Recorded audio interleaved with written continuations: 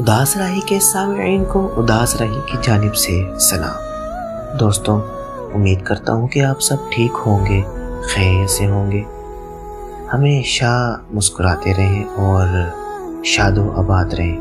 تو چلتے ہیں ویڈیو کی جانب۔ مجھے دوپٹے سے نفرت تھی۔ مجھے کھلے بالوں کے ساتھ گھومنا اچھا لگتا تھا۔ میں اپنے بھائی کے سامنے دوپٹہ سر پر کیا سینے پر بھی نہیں رکھتی تھی، کیونکہ مجھے نہ عادت تھی اور نہ یہ سب کرنا پسند تھا۔ میری شادی ایک مولوی سے زبردستی کرائی گئی۔ اس مولوی کا نام جو میرا شوہر بنا جہان زیب تھا۔ وہ مجھے روزانہ دوپٹہ پہننے کا کہتا۔ وہ کہتا کہ جب بھی میرے ساتھ آپ باہر جائیں تو پردے میں جائیں، جبکہ میں وہ عورت تھی جس نے سر پر تو کیا سینے پر رکھنا بھی کبھی گوارا نہ کیا، کیونکہ جان زیب میرے شوہر تھے تو مجبوراً ان کی بات صرف سر پر دوپٹہ رکھنے تک مان لیتی تھی کہ باہر جب نکلوں گی تو اور لوں گی۔ ایک دن میں اور جان زیب ہمارے امی ابو سے ملنے گئے تو وہاں جاتے ہی میں نے اپنا دوپٹہ اتار کر پھینک دیا۔ میرے شوہر کہنے لگے کہ یہ کیا کر رہی ہو؟ سامنے جوان بھائی بیٹھا ہے اور آپ کے والد صاحب بھی ہیں، تھوڑا تو حیا کرے۔ میں نے کہا کہ بس کرو جان زیب، اب تو پیچھا چھوڑ دو، کیوں ذلیل کر رکھی ہے میری زندگی۔ میں نے امی ابو سے کہا کہ کس شخص سے میری شادی کرا دی؟ یہ شخص تو مجھ پر پابندیاں لگا کر مجھے مار ڈالے گا۔ جان زیب کہنے لگے کہ یار، میں نے کون سا آپ پر ظلم کیا؟ میں نے صرف آپ کو دوپٹہ پہننے کا تو کہا، آج تک آپ پر ہاتھ نہیں اٹھایا، نہ کبھی اتنا سخت لہجے میں بات کی، لیکن آپ کیوں ایسے کہہ رہی ہیں؟ یہ باتیں سن کر میرے بھائی جان زیب سے بولے کہ زیادہ مولوی بننے کی کوشش نہ کرو، میری بہن ہے، جیسے مرضی رہے، اس کی مرضی ہے، چاہے وہ اپنا بدن خالی کر دے، تجھے اس سے کیا؟ آخر یہ میری بہن ہے، میرے ساتھ بڑی ہوئی ہے، شروع سے اس کی عادت ایسی ہی ہے۔ یہ سب تھوڑا نہیں تھا کہ ابو نے جان زیب کو کہا کہ آئندہ اگر تو نے میری بیٹی کو کچھ کہا تو اسے طلاق دلوا دوں گا اور تجھ پر جھوٹے کیس ڈال کر جیل میں بند کروا دوں گا، تم ہماری بیٹی پر کوئی زبردستی نہیں کر سکتے۔ بیچارہ جان زیب جیسے خاموش ہی رہ گیا، کیونکہ شاید اسے مجھ سے محبت تھی، ورنہ مجھ جیسی لڑکی تو جلد اپنے انجام کو پہنچتی ہے۔ لیکن جان زیب نے صبر کیا اور سب سے ہاتھ جوڑ کر کہا کہ ایسے مت کیجیے گا، میں آپ کی بیٹی سے محبت کرتا ہوں، آئندہ آپ کو شکایت نہیں ملے گی۔ اور یہ سب سن کر ہم سب گھر والے اس پر ہنسنے لگ گئے۔ ہم اتنے سنگ دل تھے کہ بس اس کی محبت نظر نہ آئی، اور میرا دل تو شاید پتھر دل تھا۔ پھر میں اور جان زیب 1 گھنٹے بعد گھر آ گئے۔ جان زیب بیچارہ چپ کر کے رات کو عبادت کر کے سو گیا اور میں بھی کانوں میں ہینڈ فری لگا کر سو گئی۔ اگلے دن مجھے میرے کزن سبحان کی کال آئی اور وہ مجھ سے ملنے آ رہا تھا۔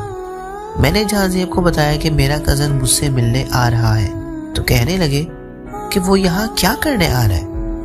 میں نے بدتمیزی لہجے میں کہا کہ سنا نہیں آپ نے، وہ مجھ سے ملنے آ رہا ہے۔ میرے اس لہجے پر جان زیب مسکرائے اور خاموشی سے اندر چلے گئے۔ میں تیار ہوئی، اپنے بالوں کو سنوارا، فل میک اپ کیا اور نئے کپڑے پہنے۔ جان زیب نے کہا کہ آخر خیر ہے، کہاں کی تیاری ہے؟ میں نے کہا کہ جان زیب، اتنے دنوں بعد میرا کزن آ رہا ہے تو میں اس کے لیے اب تیار بھی نہ ہوں۔ جان زیب غصے میں بولنے لگے کہ وہ تمہارا کزن ہے یا شوہر جو اتنی تیاری کر رہی ہو؟ اوپر سے میں نے انہیں جواب دیا کہ آواز آہستہ کر کے بات کرو، ورنہ اپنے ابو کو بتا دیا تو بس تم پھر معافی مانگتے رہنا۔ جہاں زیب خاموش ہو گئے۔ جب میرا کزن گھر آیا تو دوپٹہ تو میرے سینے پر کیا ارد گرد بھی موجود نہیں تھا، اور سبحان نے آتے ہی مجھے گلے لگا لیا، اور میں بھی بے شرموں کی طرح اس کو گلے لگا رہی تھی۔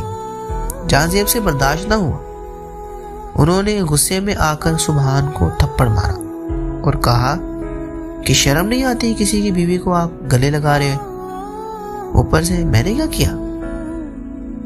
میں نے نہ آؤ دیکھی نہ تاؤ، الٹا جہاں زیب کو زوردار گالیاں اور اسے تھپڑ بھی مارا اور کہا کہ تمہاری ہمت کیسے ہوئی میرے کزن پر ہاتھ اٹھانے کی؟ یہ ہمارے رسم و رواج ہے کہ جب ہم ملتے ہیں تو ایسے ہی ملتے ہیں۔ جہاں زیب نے سبحان کو کہا کہ اسی وقت میرے گھر سے چلے جاؤ کہ اس سے پہلے میں کوئی اور بات کر دوں تمہیں۔ میرا کزن سبحان چپ چاپ وہاں سے چلا گیا۔ اس کے بعد میری اور جہاں زیب کی بہت لڑائی ہوئی۔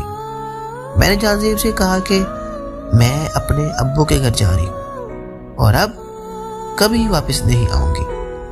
پھر جہاں زیب نے کہا کہ خدا را ایسے مت کرو ورنہ ہماری طلاق ہو جائے گی۔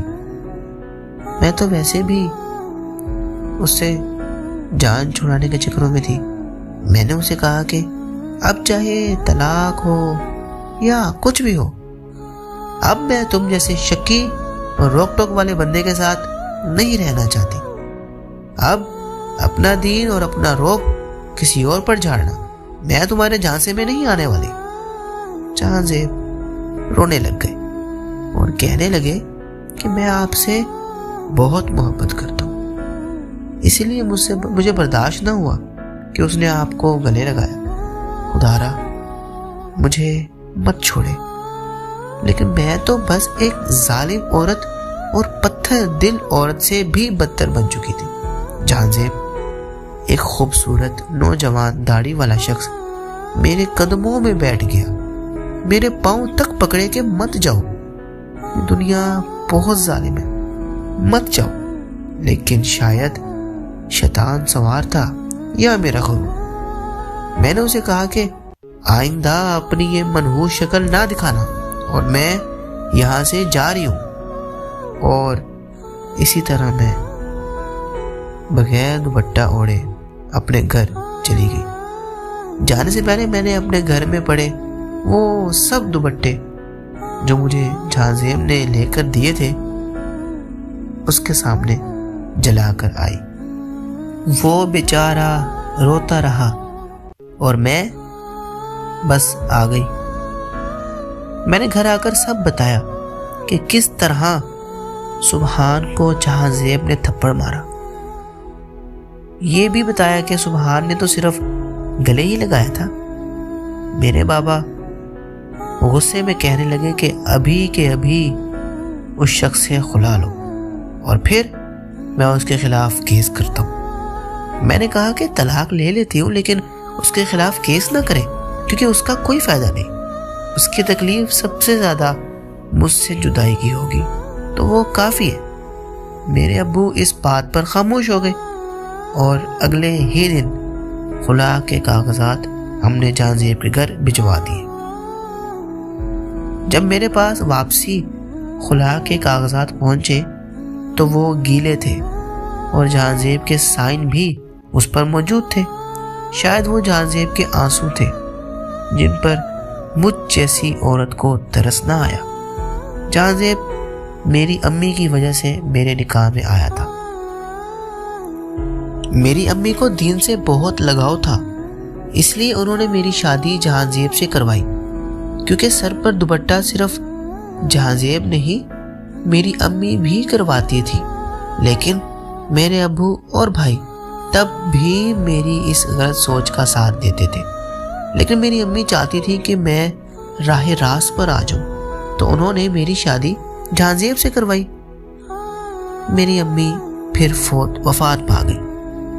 اگر میری امی زندہ ہوتی تو شاید میں آج جہاں زیب کے ساتھ ہوتی، مگر میں نے اپنی امی کی آخری نشانی یعنی جہاں زیب سے چھٹکارا پا لیا۔ اب گھر میں میں، میرے ابو اور میرا ایک نوجوان بھائی تھا۔ میں تو خوش ہو گئی کہ میری زندگی اب سکون سے گزرے گی، مگر جو میرے ساتھ ہوا وہ دعا کرتی ہوں کہ کسی کے ساتھ نہ ہو۔ میں چونکہ خود کو پہلے سے آزاد محسوس کرنے لگی، نہ باپ کا خیال، نہ بھائی سے پردہ، کوئی دوپٹہ نہیں، اور بس کیا بتاؤں، ایسی باتیں ہیں جو میں نے حرکتیں کی وہ تو میں بتانے سے قاصر ہوں۔ ایک دن میں بیٹھی بغیر کسی دوپٹے کے بے پرواہ بھائی کے سامنے موبائل استعمال کر رہی تھی۔ پتہ نہیں کیا ہوا، بھائی میرے پاس میرے قریب آ گئے اور چہرے پر ہاتھ لگا کر کہنے لگے کہ خیر ہے، آج کل کون سی کریم لگا رہی ہو، بہت پیاری ہوتی جا رہی ہو۔ میں نے اس بات کو بہت نارمل لیا اور کہا کہ دیکھ لیں بھائی، بس میں مذاق کے موڈ میں تھی، لیکن مجھے بھائی کے جذبات سمجھ نہیں آ رہے تھے۔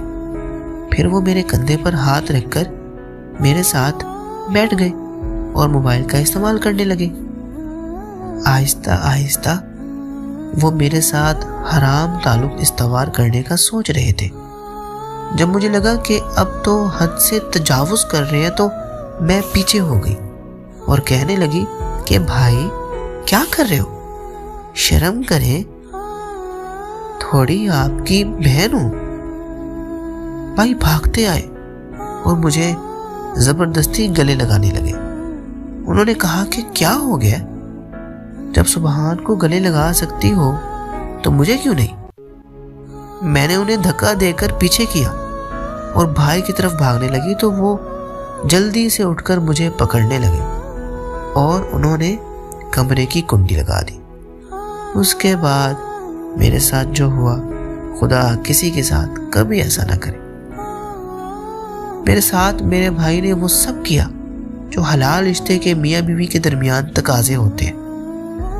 میں چلاتی رہی لیکن میرا بھائی بے شرمی کے سب سے اوپر کے مقام پر چلے گیا۔ جب ان کا کام مکمل ہوا تو میں چلاتی روتے اپنے باپ کے پاس گئی اور انہوں نے کہا کہ آپ کے بیٹے نے میرے ساتھ آج وہ کیا جو کبھی کسی بھائی نے بھی نہیں کیا ہوگا۔ میرے بابا نے کہا کہ یہ بات کسی کو مت بتانا ورنہ ہم بدنام ہو جائیں گے۔ میں نے انہیں کہا کہ آپ کیا کہہ رہے ہیں، آپ کو چاہیے کہ آپ اسے ماریں اور اسے گھر سے نکالیں، لیکن آپ یہ کیا کہہ رہے ہیں؟ میرے ابو نے کہا تو کیا ہو گیا، صرف ایک ہی بار کیا ہے، اب نہیں کرے گا، اب کیا کرے، بچہ ہے بیچارہ بھول گیا ہوگا۔ اور بس یہ کہہ کر وہ وہاں سے چلے گئے اور میں روتے ہوئے اپنے کمرے میں چلی گئی اور اپنی امی کو بہت یاد کیا کہ کاش وہ زندہ ہوتی تو آج ایسا نہ ہوتا۔ اس کے بعد میں بس روتے ہی رہی، لیکن مجھے ابھی بھی اپنی غلطی کہیں نظر نہیں آ رہی تھی کہ جو میں نے جان زیب کے ساتھ کیا سب بھولا ہوا تھا۔ اسی رات کو میں سو رہی تھی تو اچانک میرے کمرے کا دروازہ کھلتا ہے اور میرے ابو اور بھائی اندر آ کر کمرے کا دروازہ بند کر لیتے۔ شاید میں اسی قابل تھی جب میرے ساتھ اس رات میرے اپنے ہی بھائی باپ میرے جسم کے ساتھ کھیل رہے تھے تو مجھے جان زیب کی یاد آئی اور چیخ چیخ کر میں نے اپنی امی اور جان زیب کو پکارا، لیکن اب کیا فائدہ، امی تو مجھے سمجھاتے سمجھاتے اس جہان فانی سے چلی گئی اور جان زیب مجھے سمجھا ہی رہا تھے تو میں نے ان سے طلاق لے لی۔ اور اب قدرت نے خوب انتقام اور سبق سکھایا مجھ جیسی عورت کو۔ مجھ جیسی عورت جب بغیر دوپٹے کے باپ کے سامنے جائے گی، بھائی کے سامنے جائے گی، کزن کے سامنے جائے گی تو کیا وہ مرد ہو کر مجھے نظر انداز کریں گے؟ میری بہنوں، یہ آپ کی بھول ہے۔ ایک مرد کی نظر خود مرد ہی جان سکتا ہے، عورت نہیں۔ آج آپ کے شوہر آپ کو پردے کا दुपट्टे का कहते हैं तो आपको तकलीफ होती है, लेकिन फिर मुझ जैसी औरतों का मुझ समेत अंजाम ऐसे ही होता है। वैसे तो मैं दुआ करूंगी कि ऐसा किसी के साथ ना हो, लेकिन मेरे ये पैगाम आप औरतों के लिए, जवान लड़कियों के लिए शायद कोई इबरत बन जाए। मेरे इस किस्से के बाद जो मेरे साथ आज तक हो रहा है, शायद मैं इसी की हकदार हूँ, लेकिन मैं चाहती हूँ कि आइंदा ये सब किसी के साथ ना हो। मेरा ये पैगाम सब तक पहुँचा दें ताकि हमारी आने वाली नस्ल इस फितने से बच सके। अगर आप हमारे चैनल पर नए हैं तो इस चैनल को सब्सक्राइब करना, लाइक करना और कमेंट में अपनी राय का इजहार करना मत भूलिएगा। शुक्रिया। अल्लाह ने के बाद अल्लाह हाफिज़।